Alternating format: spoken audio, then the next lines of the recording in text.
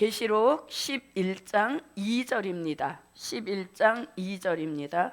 성전 방 마당은 청량하지 말고 그냥 두라. 이것을 이방인에게 주었은즉 저희가 거룩한 성을 42달 동안 짓밟으리라.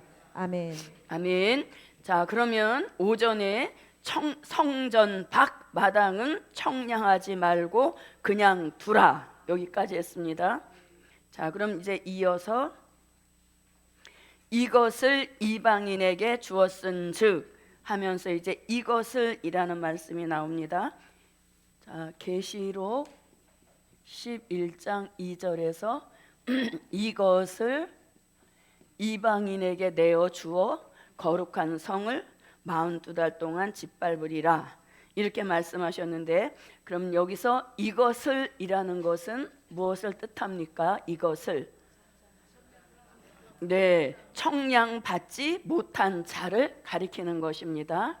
이것을이라고 하는 것은 청량받지 못한 자, 성전 밖 마당에 속한 청량받지 못한 자, 또 그냥 두라 하신 거기에 해당되는 사람들을 가리키는 겁니다. 자, 그러면 이 사람들은 왜 청량을 받지 못했는가? 청량받지 못한 사람들은 이사야 29장 9절로 12절 같이, 또 이사야 56장 9절로 12절 같은 이런 일들이 일어났기 때문에 이 청량받지 못한 자 안에 들어갔다는 얘기인 것입니다. 자, 그러면 이사야 29장 9절로 12절을 한번 봅니다. 너희는 놀라고 놀라라. 너희는 소경이 되고 소경이 되라. 그들의 취함이 포도주로 인함이 아니며 그들의 비틀거림이 독주로 인함이 아니라 대저 여호와께서 깊이 잠들게 하는 신을 너희에게 부어주사 너희의 눈을 감기셨음이니 눈은 선지자요 너희 머리를 덮으셨음이니 머리는 선견자라. 그러므로 모든 묵시가 너희에게는 마치 봉한책의 말이라. 그것을 유식한 자에게 주며 이르기를 그대에게 청하노니 이를 읽으라면 대답하기를 봉하였으니 못하겠노라 할 것이요 또 무식한 자에게 주며 이르기를 그대에게 청하노니 이를 읽으라 하면 대답하기를 나는 무식하다 할 것이니라. 아멘. 네, 무슨 신을 부으셔서 깊이 잠들게 하는 신을 부으니까 소경이 되어서 묵시의 말씀에 대한 깨달음도 도무지 없고 또 읽지도 못하고 듣지도 못하는 그런 소경 신세에 불과했다는 겁니다. 그러나 청량받기로 예정된 그런 종들에게는 이 될 일의 말씀이 들리도록 귀도 열어주시고 눈도 열어주시고 마음도 열어주셔서 깨달음이 있게 하시는 이런 역사가 청량받을 종들에게 주시는 축복인 것입니다. 그래서 저도 여러분도 청량받기로 예정한 종 그 안에 들어가셔서 귀와 눈과 마음을 열어주셔서 될 일의 말씀이 들릴 때마다 심령의 근본적인 변화 역사가 일어나므로 성전도 이루게 하시고 제단도 이루게 하시고 경배하는 자도 이루어서 기도하는 것이 즐겁고 찬양하는 것이 즐겁고 예배드리는 것이 즐겁고 봉사하는 것이 즐겁고 사명자의 삶 자체가 즐거운 삶을 이어지게 하시는 그 축복이 바로 청량받기로 예정된 종들의 삶의 특징인 것입니다. 그러나 청량받지 못할 사람들에게는 이런 신을 부어주셔서 영적 감각, 영적 기능이 다 마비된 그런 삶을 삶으로 이 될 일의 말씀이 들리지 못하니까 심령의 변화도 이루지 못했다는 얘기인 것입니다.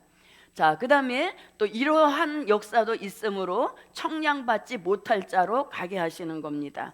이사야 56장 9절부터 12절입니다. 들의 짐승들아 삼림 중의 짐승들아 다 와서 삼키라. 그 파수꾼들은 소경이요 다 무지하며 벙어리 개라. 능히 짓지 못하며 다 꿈꾸는 자요 누운 자요 잠자기를 좋아하는 자니 이 개들은 탐욕이 심하여 족한 줄을 알지 못하는 자요 그들은 몰각한 목자들이라. 다 자기 길로 돌이키며 어디 있는 자이든지 자기 이만 도모하며 피차 이르기를 오라 내가 포도주를 가져오리라 우리가 독주를 잔뜩 먹자 내일도 오늘같이 또 크게 넘치리라 하느니라.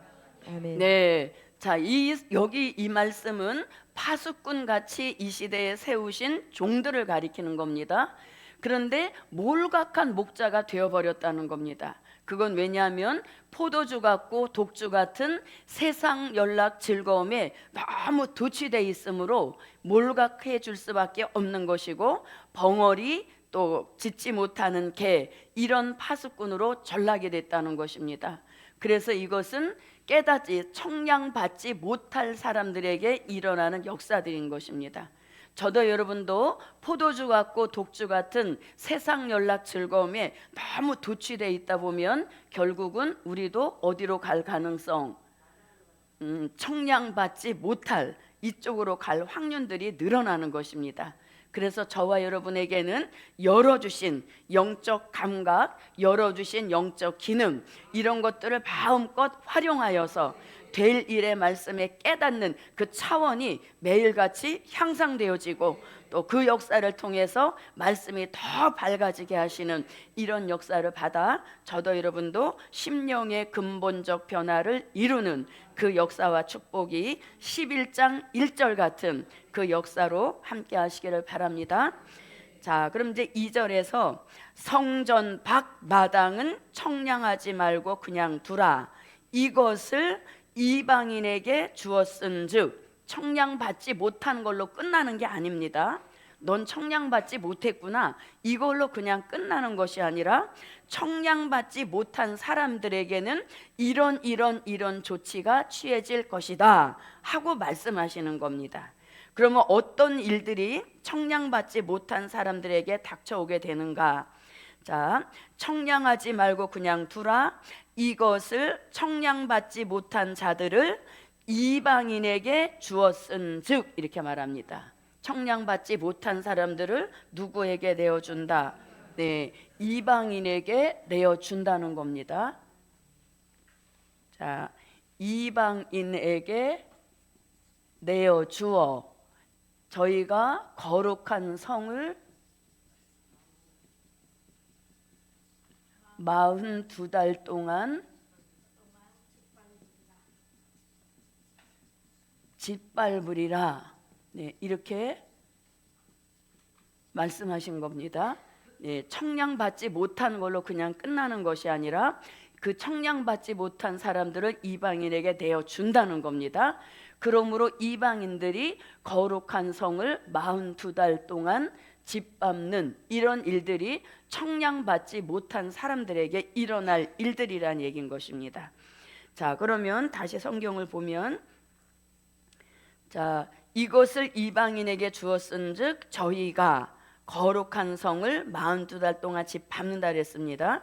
그러면 저희가는 누구를 가리킵니까? 저희가 거룩한 성을 42달 동안 짓밟는다 할 때 저희는 누구? 이방인이죠. 예, 이방인들이 청량받지 못한 사람들을 짓밟게 하신다, 이런 말씀이 되겠습니다. 자, 그러면 우리가 이방인을 불러들여서 거룩한 성을 짓밟게 한다. 예를 들어 보면 이런 겁니다. 이스라엘 사람들은 하나님만 섬기면서 하나님 앞에 바른 삶을 살아야 되는데, 하나님을 바로 섬기지 않고 우상을 섬기고 또 이렇게 악하고 패역한 그런 일들을 벌이니까 하나님이 이방 바벨론을 불러들였습니다. 이방 바벨론을 불러들여서 그 솔로몬 성전을 완전히 짓밟아서 성전 터가 완전히 황폐화된 그런 일로 만드셨던 과거의 일들을 상기시키는 겁니다. 그래서 하나님은 아무리 선택받은 선민이고 거룩한 성 같은 성전을 하나님이 지으셨어도 그것이 하나님의 뜻과 부합하지 않을 때 하나님은 조금도 미련을 두시지 않고 이방인들을 불러들여서 거룩한 성이라 할지라도 짓밟아서 성전이 흔적조차 없게 만드시는 이런 일이 있었듯이, 마지막 때에도 청량받지 못한 사람들에게 이방인에게 붙여버리신다는 겁니다. 자, 그럼 여기서 42달 동안 짓밟는다 이렇게 말씀했습니다. 그러면 이 42달이라는 말씀을 우리가 어디 가서 찾아볼 수 있는가 하면은 요한계시록 13장 5절을 한번 가보겠습니다. 요한계시록 13장 5절입니다. 또 짐승이 큰 말과 참남된 말하는 입을 받고 또 42달 일할 권세를 받으니라. 아멘. 자, 42달은 결국 무엇을 뜻합니까? 계시록 13장 같은 수정통치 시대를 가리키는 겁니다. 수정통치 시대. 요한계시록 13장 같은 이런 시대에 떨어지게 한다, 들어가게 한다, 이런 의미를 가지고 있는 것입니다. 자, 그러면 수정통치 시대가 어떤 시대이기 때문에 이방인에게 내어주어 42달 동안 짓밟히게 하느냐? 이 시대는 아주 굉장히 저주받은 시대와 똑같은 것입니다. 왜냐하면 요한계시록 13장 2절 말씀에 보면 용이 실세가 되어서 짐승 같은 무신론 공산주의에게 자기가 가지고 있는 능력과 권세와 보좌를 주어서 42달 동안 공산주의가 전 세계를 지배하는 그런 시대가 오게 되는데 그 시대에 들어가게 하신다는 겁니다. 뭐 받지 못한 사람들, 청량받지 못한 사람들은 이렇게 된다는 것입니다. 자, 그러면 이러한 시대에서 또 어떤 일들이 벌어지는가? 계시록 13장 14절부터 15절 말씀에 보면 짐승을 위한 우상을 만들게 한다는 겁니다. 짐승, 무신론 공산주의, 짐승을 위하여 우상을 만들어 놓고 그 우상에게 경배, 절하게 하고 그 다음에 이 우상에게 생기 주어서 우상이 말하는 아주 비진리가 판을 치는 그런 시대에 떨어지게 한다는 겁니다. 그리고 이 시대에서는 짐승표 666을 이마와 오른손에 쳐서 이 버림받게 하는 시대가 결국 무슨 시대다? 계시록 13장 같은 수정통치 시대라는 얘기인 것입니다.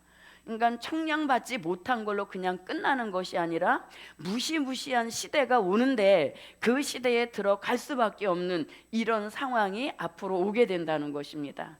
그러니까 저도 여러분도 될 일의 말씀이 들리도록 귀를 열어주신 이것 자체가 이 시대에 들어가지 않도록 보장하셨다라는 말씀과 똑같은 것입니다. 그래서 될 일의 말씀이 들릴 때마다 심령의 근본적 변화, 그 축복이 저와 여러분에게 꼭 함께 하실 줄 믿습니다. 자, 그래서 수정통치 시대는 이러한 시대이기 때문에 들어가선 안 된다는 겁니다. 계시록 13장 2절입니다. 내가 본 짐승은 표범과 비슷하고 그 발은 곰의 발 같고 그 입은 사자의 입 같은데 용이 자기의 능력과 보좌와 큰 권세를 그에게 주었더라. 네. 자, 그러한 시대에 또 이러한 일들이 일어나는 겁니다. 13장 14절부터 15절입니다. 짐승 앞에서 받은 바 이적을 행함으로 땅에 거하는 자들을 미혹하며 땅에 거하는 자들에게 이르기를 칼에 상하였다가 살아난 짐승을 위하여 우상을 만들라 하더라. 저가 권세를 받아 그 짐승의 우상에게 생기를 주어 그 짐승의 우상으로 말하게 하고 또 짐승의 우상에게 경배하지 아니하는 자는 몇이든지 다 죽이게 하더라. 네. 자, 몇이든지 다 죽이게 하지만 13장으로 들어가 보면 다 경배하기 때문에 실질적 경배 안에서 죽는 사람들은 나오지 않는 그런 시대가 수정통치 시대인 것입니다. 또 이렇게 짐승표를 치는 시대이기도 한 것입니다. 16절부터 18절입니다. 저가 모든 자 곧 작은 자나 큰 자나 빈궁한 자나 자유한 자나 종들로 그 오른손에나 이마에 표를 받게 하고 누구든지 이 표를 가진 자 외에는 매매를 못하게 하니 이 표는 곧 짐승의 이름이나 그 이름의 수라. 지혜가 여기 있으니 총명 있는 자는 그 짐승의 수를 세어보라. 그 수는 사람의 수니 666이니라. 네. 아멘. 자, 이렇게 수정통치 시대에 들어가서 심령의 성전 제단 경배하는 자를 이루지 못하고 청량받지 못한 사람들은 수정통치 시대에 들어가면 자동적으로 이렇게 살 수밖에 없는 그런 시대가 이제 오게 되는 것입니다. 그러므로 인하여서 어떤 결과가 오는가 하면 요한계시록 14장 9절로 11절 같이 짐승표 받은 사람들 불과 유황 못에 들어가서 그 고난의 연기가 세세토록 올라가는 이러한, 쉽게 말하면 지옥에 들어가는 결과를 맞이하게 된다는 것입니다. 계시록 14장 9절부터 11절입니다. 또 다른 천사하고 셋째가 그 뒤를 따라 큰 음성으로 가로되 만일 누구든지 짐승과 그의 우상에게 경배하고 이마에나 손에 표를 받으면 그도 하나님의 진노의 포도주를 마시리니 그 진노의 잔에 섞인 것이 없이 부은 포도주라. 거룩한 천사들 앞과 어린 양 앞에서 불과 유황으로 고난을 받으리니 그 고난의 연기가 세세토록 올라가리로다. 짐승과 그의 우상에게 경배하고 그 이름의 표를 받는 자는 누구든지 밤낮 쉼을 얻지 못하리라 하더라. 네, 자, 이러한 결과를 가져오는 수정통치 시대인 것입니다. 자, 그러면 본문에서 말씀한 42달, 그 다음에 계시록 13장 5절에서 말씀하시는 42달은 같은 기간으로서 이것을 우리는 뭐라고 하냐면은 주의 재림 후에 있게 될 3년 반이다, 이렇게 또 다른 표현으로도 말하는 것입니다. 주의 재림 후에 있게 될 3년 반, 요것을 42달이라고도 표시한 겁니다. 자, 그러면 이 42달 수정통치 시대의 후 3년 반을 이미 다니엘 선지자가 예언을 해놓고 있습니다. 그 예언이 다니엘서 7장 25절과 다니엘서 9장 27절 등에서 이런 시대가 올 것을 다니엘 선지자는 이미 예언을 해놓은 것입니다. 다니엘서 7장 25절입니다. 그가 장차 말로 지극히 높으신 자를 대적하며 또 지극히 높으신 자의 성도를 괴롭게 할 것이며 그가 또 때와 법을 변개코자 할 것이며 성도는 그의 손에 붙임받아 한 때와 두 때와 반 때를 지내리라. 네, 아멘. 성도는 그의 손에 붙임바 되어, 이렇게 말씀합니다. 성도는 그의 손에 붙임바 되어 한때, 아니 7장 25절에서 한때, 그 다음에 두 때, 반 때, 이렇게 말씀했습니다. 한 때는 1년, 두 때는 2년, 그리고 반 때는 반년인 겁니다. 합하여서 얼마? 3년 반인 것입니다. 그 3년은 3년 반은 재림 후에 있게 될 3년 반인 것입니다. 자, 이렇게 표현했고, 또 다니엘서 9장 27절에서도 수정통치 시대가 후 3년 반 올 것을 이렇게도 또 예언을 했습니다. 자, 다니엘서 9장 27절입니다. 그가 장차 많은 사람으로 더불어 한 이레 동안의 언약을 굳게 정하겠고 그가 그 이레의 절반에 제사와 예물을 금지할 것이며 또 잠포하여 미운 물건이 날개를 의지하여 설 것이며 또 이미 정한 종말까지 진노가 황폐케 하는 자에게 쏟아지리라 하였느니라. 네, 자, 여기서는 3년 반을 또 뭐라고 표현했습니까? 한 이레의 절반, 7년의 절반은 3년 반인 것입니다. 그래서 이렇게 이미 수정통치 시대가 와서 성도를 짓밟히게 할 것이라는 것을 말씀했습니다. 자, 그러면 다니엘 선지자가 다니엘서 7장 25절에서 성도는 그의 손에 붙임 바 되어 한때 두 때 반 때를 지내리라 그랬습니다. 그러면 여기서 말씀하시는 성도가 계시록 11장 2절에서는 결국 누구와 같다는 뜻입니까? 그렇죠. 청량받지 못한 자들을 성도라고 표현했지만 이미 버림받은 성도인 것입니다. 그래서 이렇게 한때 두 때 반 때 한 이레의 절반 후 3년 반 수정통치 시대 올 것을 다니엘 선지자가 예언했고 그 예언이 실질적 여기 가서 이루어지는 역사인 것입니다. 자, 그럼 이제 다시 11장으로 와 보십시오. 자, 거룩한 성을 42달 동안 짓밟으리라. 자, 이렇게 해서 이제 1절은 청량 받은 자, 2절은 청량 받지 못한 자, 이렇게 마치고 이제 3절부터 6절에서 아주 굉장히 복음 역사에 중요한 것을 말씀했습니다. 3절부터 6절을 한번 읽어 주십시오. 내가 나의 두 증인에게 권세를 주리니 저희가 굵은 베옷을 입고 1260일을 예언하리라. 이는 이 땅의 주 앞에 섰는 두 감람나무와 두 촛대니 만일 누구든지 저희를 해하고자 한즉 저희 입에서 불이 나서 그 원수를 소멸할지니 누구든지 해하리 하면 반드시 이와 같이 죽임을 당하리라. 저희가 권세를 가지고 하늘을 닫아 그 예언을 하는 날 동안 비 오지 못하게 하고 또 권세를 가지고 물을 변하여 피되게 하고 아무 때든지 원하는 대로 여러 가지 재앙으로 땅을 치리로다. 아멘. 아멘. 그러면 이 말씀은 이미 요한계시록 10장 11절에서 다시 예언이라는 말씀을 하셨습니다. 그 다시 예언을 더 확대해 더 자세하고 더 세밀하게 말씀한 곳이 11장 3절부터 6절에 해당되는 말씀인 것입니다. 그래서 10장 11절에서는 나라와 백성과 방언과 임금에게 다시 예언하여야 하리라 하더라, 이렇게 맞춰놓고 그 다시 예언에 대한 자세한 설명이 이제 3절부터 6절에서 있게 되는 겁니다. 자, 그러면 3절입니다. 내가 나의 두 증인에게 권세를 주리니, 이렇게 말씀합니다. 자, 그럼 여기서 이제 증인이란 말씀이 나옵니다. 계시록 11장 3절에서 증인이라는 말씀이 나옵니다. 자, 기독교 역사상 증인은 두 번 세우십니다.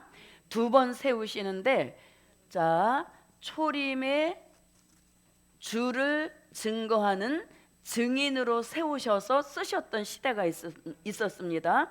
그러면 초림의 주를 증거하는 증인으로 세우셔서 쓰셨던 그 역사를 사도행전 1장 8절에서 말씀하고 계십니다. 자, 사도행전 1장 8절입니다. 오직 성령이 너희에게 임하시면 너희가 권능을 받고 예루살렘과 온 유대와 사마리아와 땅끝까지 이르러 내 증인이 되리라 하시니라. 내 증인이 되라, 이렇게 말씀하셨으니, 그때 내 증인이라고 하는 것은 초림의 주를 증거하는 증인이 좀 되라, 이런 부탁의 말씀인 것입니다. 그래서 저도 여러분도 우리가 복음 받고 복음 받은 그날로부터 누구 증인을 섰습니까? 네, 예수님은 하나님의 아들이셔 라고 예수님을 증거하는 증인의 삶을 살아왔다는 얘기인 것이죠. 이게 어마어마한 축복인 겁니다, 여러분. 자, 우리도 어떤 사건에 이렇게 연루가 되었을 때 내가 굉장히 그 사건과 상관없는 사람이라는 것을 증거해 줄 증인을 세우지 않습니까? 증인으로 세울 때 아무나 데려다 세우지 않습니다. 나에 대해서 아주 잘 아는, 나의 결백을 주장해 줄 수 있는 그런 사람을 증인으로 세우는 것입니다.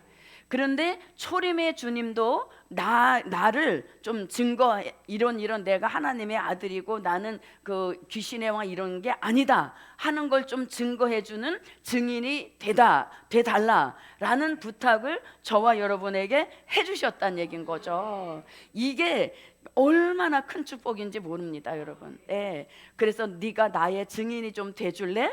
하고 우리한테 이런 큰 축복을 주셨다는 얘기죠. 그래서 저도 여러분도 그 축복, 그 역사 이루어 드리려고 눈만 뜨면 뭐라고, 예수 믿으세요, 예수 믿고 천국 가세요, 이렇게 하지 않았습니까? 별로 실감이 안 나시네요. 이게 여러분 이 말씀을 가만히 생각해 보면 정말 눈물 나는 축복인 겁니다. 나를 예수님의 증거, 예수님을 증거하는 증인으로 나를 세우셨구나, 이걸 생각하면 정말 이 가슴에서 복받쳐 올라오는 어떤 그런 것이 있는 것이죠. 자, 그런데 그냥 내몰지 않으셨습니다. 뭘 주셔서?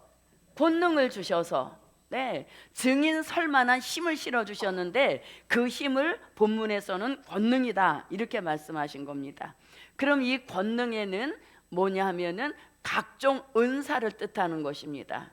각종 은사를 주셔서 예수의 이름으로 은사를 나타내서 그 예수님은 하나님의 아들이시고 예수님은 독생자시다, 이런 것들을 증거할 수 있도록 증인이 되도록 힘을 실어주신, 그게 바로 권능이라는 얘기인 것이죠.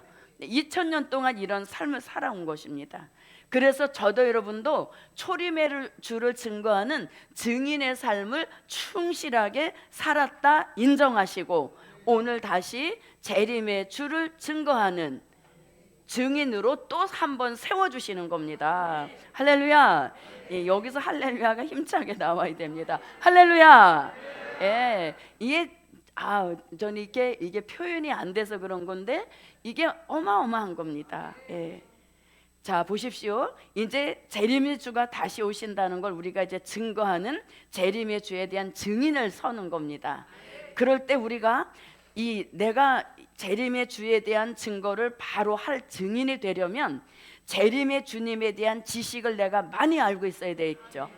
그 재림의 주님에 대한 지식을 포괄적으로 많이 알고 있어야 더 확실한 증인이 되는 것이고 또 증거를 확보한 그런 증인이 될 때 재림의 주를 기다리고자 격동받아 나오는 종들이 생긴다는 얘기인 것이죠. 그래서 저도 여러분도 이왕의 증인이 되려면 실력자가 되라는 얘기인 거죠. 누구에 대해서 포괄적으로 잘 알도록. 그렇죠.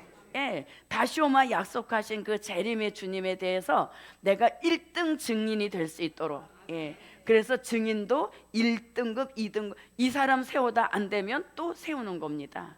그럴 때 저도 여러분도 재림의 주에 대해서 아주 확실한 지식을, 정확한 지식을 가지고 있어서 하나님이 나로 인하여 만족할 만한 그런 증인이 되자는 얘기인 것이죠. 그러면 재림의 주에 대한 증인을 바로 하려면 우리는 될 일의 말씀, 이것에 대한 말씀의 지식이 풍성해야 재림의 주를 증거하는 최고의 증인이 될 수 있다는 얘기인 것이죠. 그래서 이 될 일의 말씀을 통해서 증인으로서 증언할 수 있는 그런 지식이 무한하게 자기에게 잠재, 그걸 우리는 채운다고 하는 것입니다. 그래서 내가 증인이 될 그런 순간을 하나님이 주시는 것이죠. 그렇게 되면 이제 내가 축적해 놓았던 이 재림의 주님에 대한 증언을 할 수 있는 그런 지식들을 마구 꺼내서 듣는 사람에게 나도 재림의 주를 증거할 수 있는 증인이 돼 봐야 되겠구나 하는 격동이 일어나게 하는 그런 역사를 주시는 것입니다.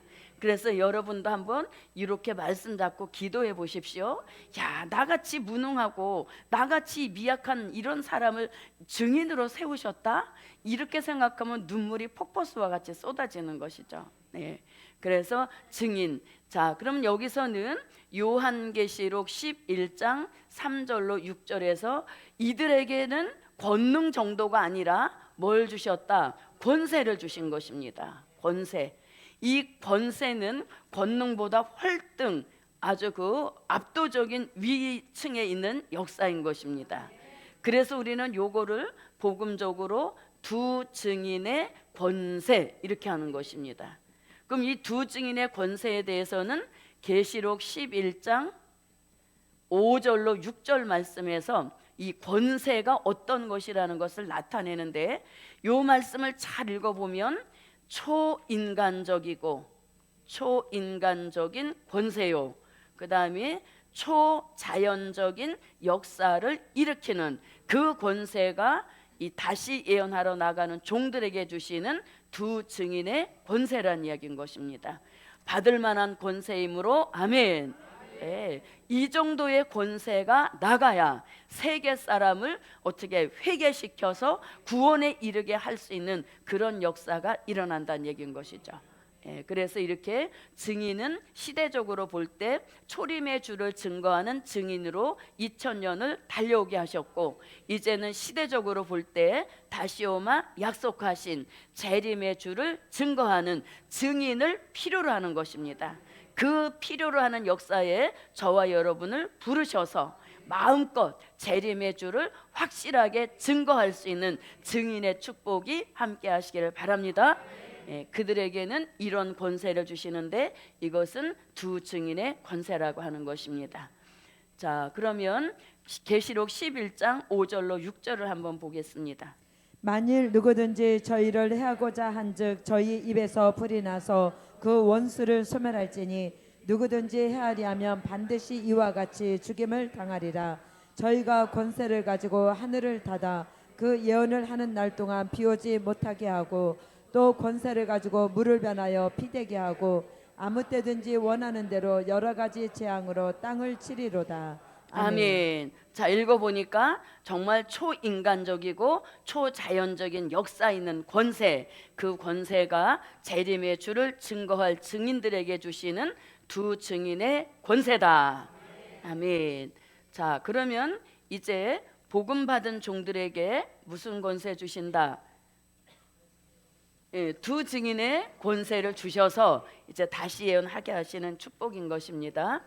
자, 그러면 두 증인의 권세라고 하니까 두 사람에게만 주시는 건가? 그것이 아니라 권세 역사에 나타나는 것을 보면, 권세에 나타나는 것을 보면 누구누구에게, 엘리야에게 주셨던 권세, 또 모세에게 주셨던 권세를 합하여 주신다 하여서 이것을 두 증인의 권세라고 하고, 이 두 증인의 권세는 두 명에게만 주시는 것이 아니라 다시 예언하러 나가는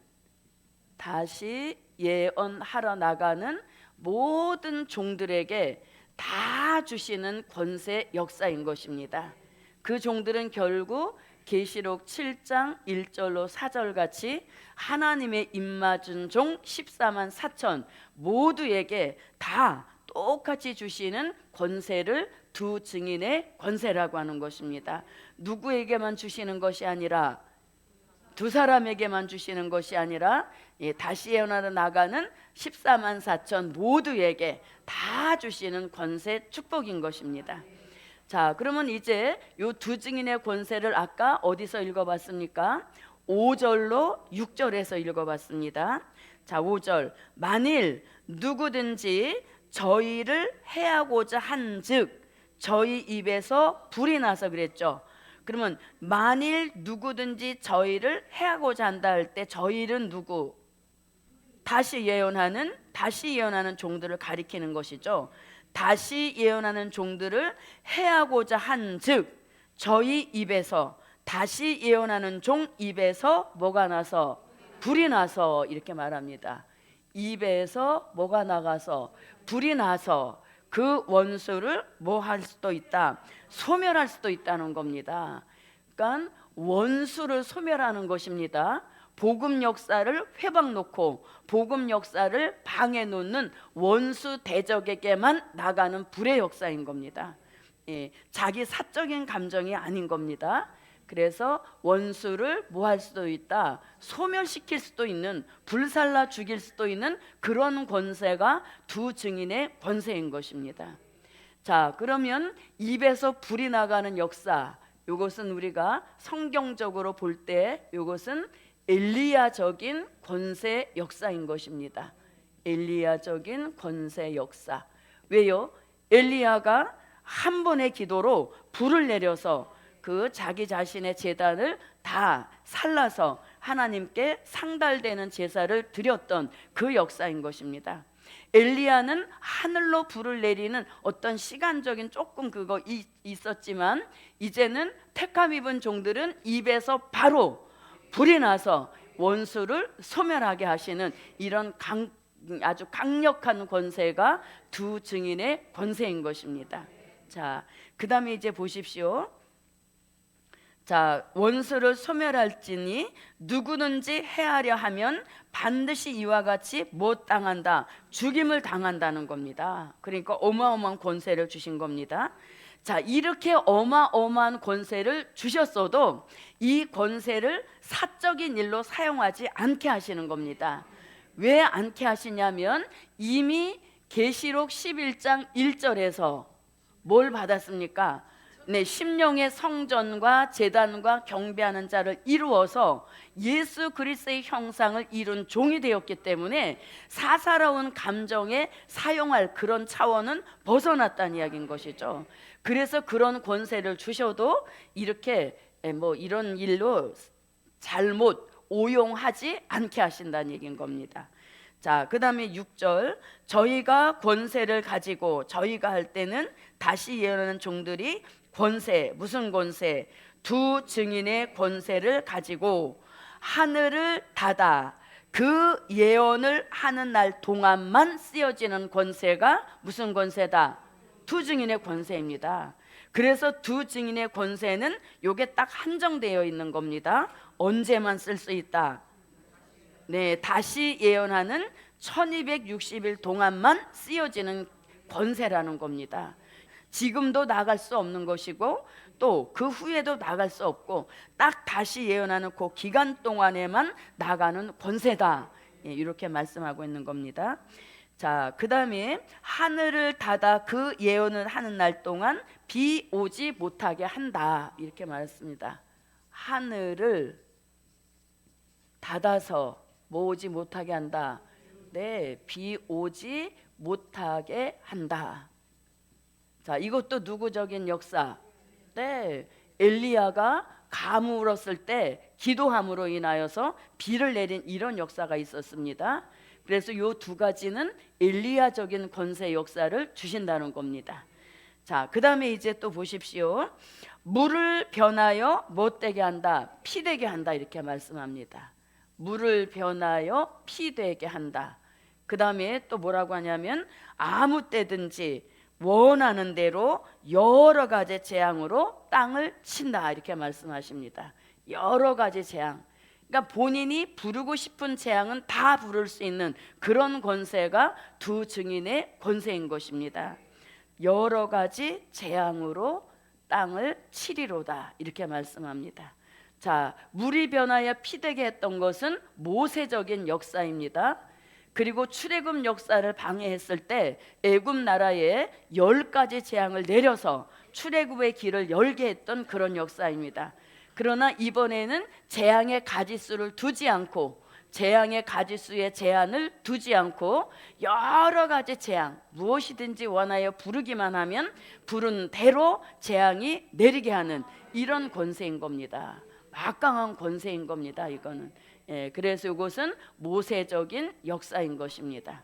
그래서 엘리야가 행했던 불의 역사, 하늘을 열고 닫는 자유로운 권세, 그리고 물이 변하여 피되게 하는 모세적이고, 그 다음에 여러 가지 재앙으로 땅을 치게 하시는 이런 모세적인 역사를 합하여 주신다 해서 이것을 뭐라 한다? 두 증인의 권세라고 하는 겁니다. 그러면 이 마지막 복음 역사에 엘리야와 모세가 관여할 것, 그것을 이미 어디서 말씀하셨는가 하면 마태복음 16장 1절부터 7절과 그 다음에 베드로 후서 1장 16절로 19절 말씀에 보면 베드로가 뭐라고 말합니까? 주의 강림에 대하여는 공교히 만들어낸 이야기가 아니라 우리는 산에서 주의 강림이 있을 것을 친히 봤다 하면서 마태복음 16장에 있었던 일을 회상하는 겁니다. 네, 17장 죄송합니다. 여기 7자로 고쳐주십시오.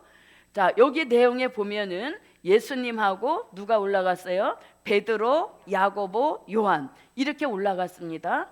올라갔는데 하늘이 열리면서 그때 누가 찾아왔습니까? 네, 엘리야가 그 다음에 모세가 하늘이 열리면서 찾아와서 예수님하고 뭐라고 막 대화하시는 그런 역사가 있었습니다. 그래서 베드로가 이때의 일을 떠올리면서 주의 강림에 대하여서는 공교히 만들어낸 이야기가 아니라 우리는 변화산에서 이미 주의 강림이 있을 것을 친히 본 자라 이렇게 말씀하십니다. 그래서 마지막 복음 역사에 엘리야와 모세적인 역사 있을 것을 이미 복음서와 또 베드로 후서에서도 말씀하고 있다는 얘기인 겁니다. 자, 이렇게 이제 두 증인의 권세는 초자연적, 초인간적인 역사로서 두 가지 기능인 겁니다. 그러니까 뭐냐면 보세요. 자, 택한 백성은 살려내고, 택한 백성은 살려내고, 그 다음에 원수 대적은 어떻게 한다? 소멸해서 죽일 수도 있는 그런 권세가 두 증인의 권세인 것입니다. 그래서 택한 백성을 살려낸다. 이 말씀이 결국은 요한계시록 7장 9절로 14절을 가리키는 것입니다. 그래서 택한 백성은 살려내게 하시고 원수 대적은 소멸시킬 수 있는 강력한 권세가 두 증인의 권세인 것입니다. 자, 택한 백성 살려내게 하신다. 계시록 7장 9절로 14절입니다.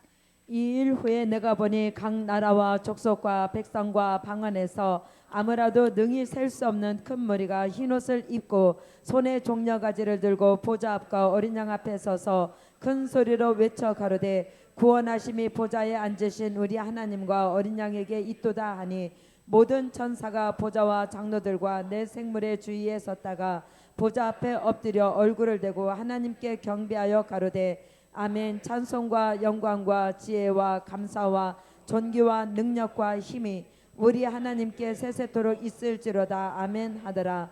장로 중에 하나가 응답하여 내게 이르되 이 흰옷 입은 자들이 누구며 또 어디서 왔느뇨? 내가 가로되 내 주여 당신이 알리이다 하니 그가 나더러 이르되 이는 큰 환난에서 나오는 자들인데 어린 양의 피에 그 옷을 씻어 희게 하였느니라. 아멘. 네. 자, 이 택한 백성을 살려내시고 원수 대적은 소멸하라고 이런 두 증인의 권세를 주시는 역사인 겁니다. 자, 입에서 불이 난다. 하늘을 닫아 그 예언을 하는 날 동안 비 오지 못하게 한다. 또 물이 변하여 피되게 한다. 그리고 아무 때든지 언제든지 원하는 대로 재앙을 부른다. 어떤 권세가 가장 마음에 드십니까? 자, 어떤 권세? 입에 불 나가는 거? 자, 그럼 입에 불 나가는 거 한번 해봅시다. 예, 그래서 이렇게 이거는 정말 어떤 권세도 이런 권세는 주신 적이 없는 겁니다.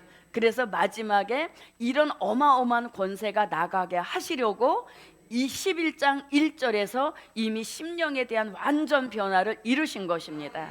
그래서 이런 권세를 주셔도 아무렇게나 자기 감정 따라 쓰는 그런 사람 되지 않게 하시려고 기초 작업을 다 해놓으셨다는 것이죠. 예, 그래서 이런 막강한 권세를 주시는 겁니다. 자, 그 다음에 우리가 여기서 아까도 말씀드렸지만 이 두 증인의 권세는 그 예언을 하는 날 동안만인 겁니다. 예언하는 날 동안만 쓰여지는 권세인 겁니다. 그래서 우리가 은혜 시대나 또 기타 다른 이런 말세 복음 하실 때 이런 걸 이렇게 들으면서 딱 걸리는 안테나가 있어야 됩니다. 저거는 어디 구절에 의하여서 틀리는 말이로구나. 이걸 딱 집어낼 수 있는 안테나가 작동이 돼야 된다는 얘기인 거죠. 그렇게 될 때 우리가 말씀의 부장을 이루었다라고도 할 수 있는 것입니다. 예, 그래서 뭐 하는 동안만, 예언하는 날 동안만 있는 권세인 것입니다. 자, 그러면 이제 다시 3절로 와 보겠습니다. 자, 3절. 내가 나의 두 증인에게 권세를 주리니 저희가 무슨 옷을 입고, 네, 자, 그럼 여기서 이제 저희가 이렇게 말씀합니다. 자, 계시록 11장 3절에서 저희가 할 때 이 저희가는 누굽니까? 네, 다시 예언하러 나가는 종들을 가리키는 게 맞는데, 자, 여기서 저희가라고 하는 것은 자, 계시록 10장 8절로 10절 같이 무슨 책을, 네, 작은 책을 꿀같이 달게 먹고 그 다음에 배에서 쓰게 되는 과정을 겪어 넘은 종을 가리키는 겁니다. 겪어 넘은 종, 쓰게 되는 것을 겪어 넘어서 그 다음에 계시록 10장 11절 같이 나라와 백성과 방언과 임금에게 무슨 예언? 네, 다시 예언할 그 종들을 여기서 저희가 이렇게 말씀했습니다. 그 다음에 또 요한계시록 11장 1절 같이 심령의 성전을 이루었고 그 다음에 무엇도 부르짖는 기도의 자단도 이루었고 또 제사장같이 하나님을 경외하는 것으로 즐거움을 삼는 경배하는 자를 이루었다 하고 무엇 받은 자, 청량 받은 자를 뜻하는 것입니다. 물론 여기서 저희가라고 하는 것은 이제 하나님의 인을 맡고 다시 예언하는 종을 가리키는 것인데, 이 저희가라는 말씀이 나온 그 윗구절을 통해 볼 때는 이런 것을 이미 다 갖추고 나온 종들을 뜻하는 것이죠. 작은 책을 꿀같이 달게 먹고 채울 만큼 채웠고, 그 다음에 쓰게 되는 것도 건너뛴 이런 승리의 종을 가리키는 겁니다. 그들은 다시 예언하기로 예정이 되어 있었고, 또 다시 예언하러 나갈 이 종들은 반드시 요 세 가지를 청량받아서 합격할 때 이 두 증인의 권세를 주시는 그런 역사를 가리킨 것입니다. 자, 그러면 이제 저희가 무슨 옷을 입고, 굵은 베옷을 입고 이렇게 말씀합니다. 자, 그러면 이 굵은 베옷이라고 하는 것은 뭘 뜻하는가 하면 회개를 뜻하는 겁니다. 회개. 자, 그런데 굵은 베옷 자체는 다시 예언하는 종들이 입었지만 회개의 대상은 결국 누구입니까? 세계 사람들에게 하나님이 마지막으로 무슨 기회를 주시는 것?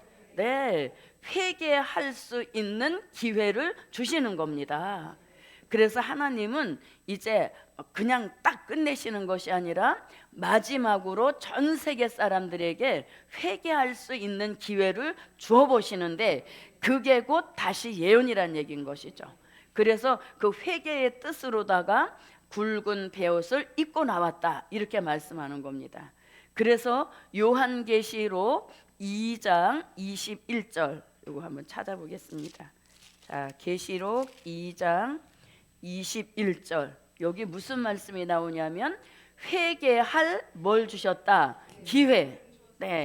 회개할 기회를 주었어 이렇게 말씀하십니다.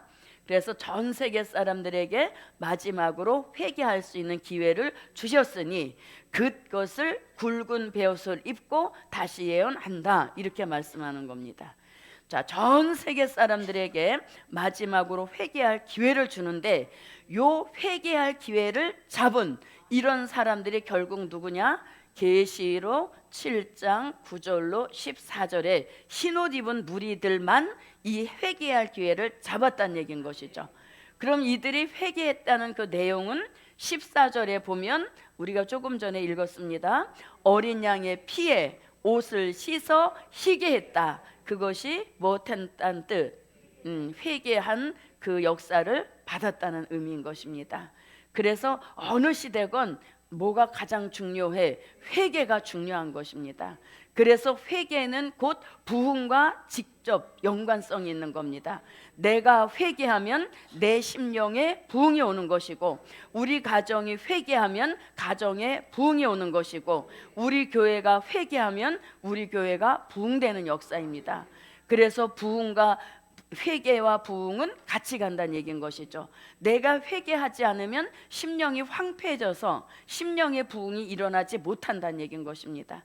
그래서 저도 여러분도 회개를 생활화, 회개를 체질화해서 우리 심령이 계속 부흥되게 하시는 그런 축복이 함께 하시고, 또 우리 가정에도 모순 영을 부으셔서 회개의 영을 부어주셔서 우리 가정도 회개하고 나오는 가정이 될 때 가정도 복음으로 통일이 되게 하시고 복음으로 부흥케 하시는 그런 역사가 가정에도 있게 하시는 것입니다.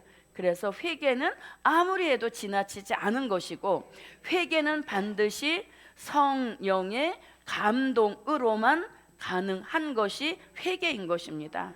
그래서 회개가 된다 안 된다는 뭘 기준으로? 성령의 감동으로 사로잡고 있으면 언제든지 수시로 회개가 되는 것이고, 회개가 안 된다라고 하는 것은 성령님이 가만히 계시는 겁니다. 그래서 저도 여러분도 성령의 감동이 수시로 우리를 회개할 수 있도록 감동시켜 주셔서 자꾸 하나님과의 죄악의 담을 헐어갈 수 있는, 그러므로 통로가 항상 자유롭게 교통할 수 있는 그 축복이 함께 하시기를 바랍니다.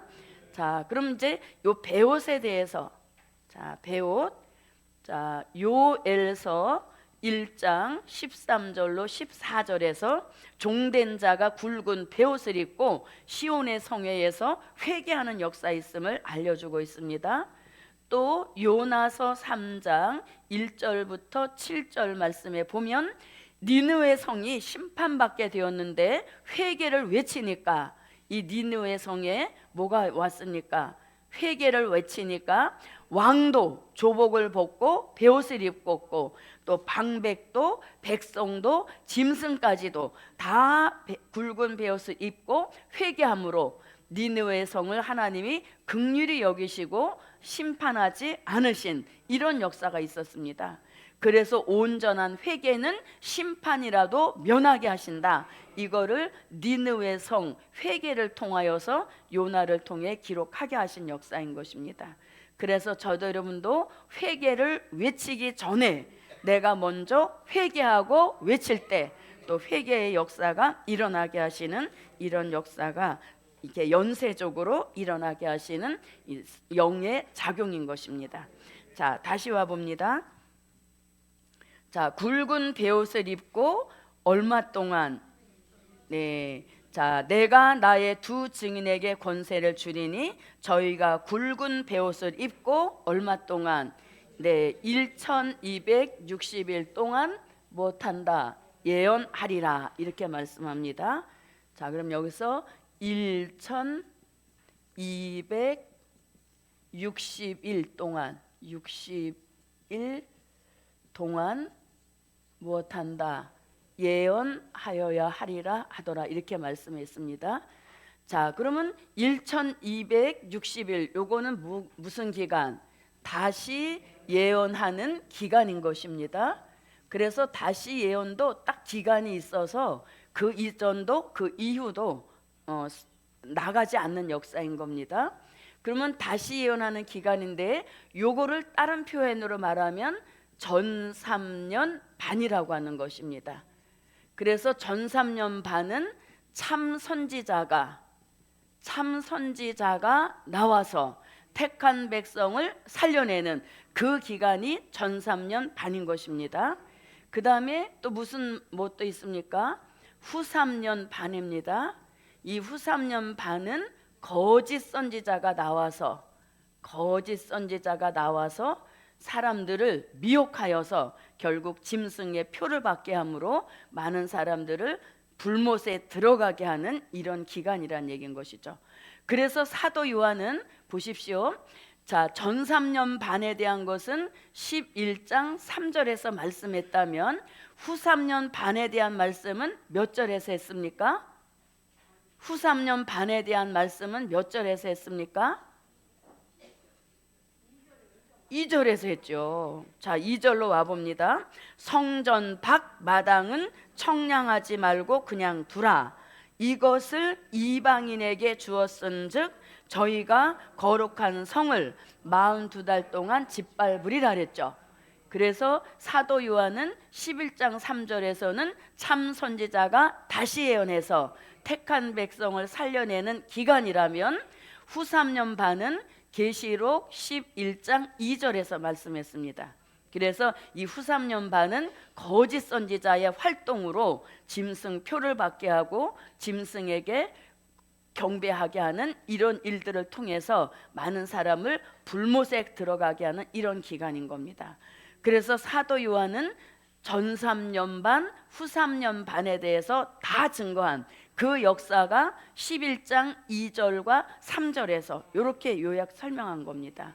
그래서 사도 요한은 계시록 1장 2절에서 나는 하나님의 말씀과 예수 그리스도의 증거 나의 본 것을 다 증거했다 그랬습니다. 그래서 사도 요한은 전 3년 반, 후 3년 반, 7년이라고 하는 한 일에 대해서 다 증거한 그 말씀이 11장 2절과 11장 3절에서 나타내고 있다는 것입니다. 아무쪼록 저와 여러분은 몸 축복 전 3년 반, 이 축복을 받아서 택한 백성을 살려낼 수 있는 그런 생명의 기운이 역사하는 종의 축복이 함께 하시기를 바랍니다. 그래서 오늘은 3절까지 했고 이제 4절로 여기서 요거 하나만 하고 마치겠습니다. 1260일 동안 예언하리라 했습니다. 그럼 이 예언은 계시록 10장 11절에서 말씀하시는 다시 예언과 같은 예언인 것입니다. 1260일을 예언하리라 했는데 이 예언은 11절에서 말씀하시는 다시 예언과 같은 예언을 뜻하는 것입니다. 아무쪼록 이 역사 축복이 저와 여러분에게 함께 하시길 바랍니다. 기도드립니다. 1000번째 감사 예물 올렸습니다. 고맙고 감사하신 아버지 하나님, 참으로 오늘 우리들의 몸이 무겁지만 오늘도 주실 말씀 기대하고 나와서 또 깨달음 주신 거 감사드립니다. 아무쪼록 주님 오시는 그날까지 이 등불과 같은 예언의 말씀이 계속적으로 밝아질 수 있는 크신 은총을 베푸시옵소서. 드린 물질에 큰 응답 축복 주실 줄 믿사옵고 예수 그리스도의 이름으로 기도하옵나이다. 아멘.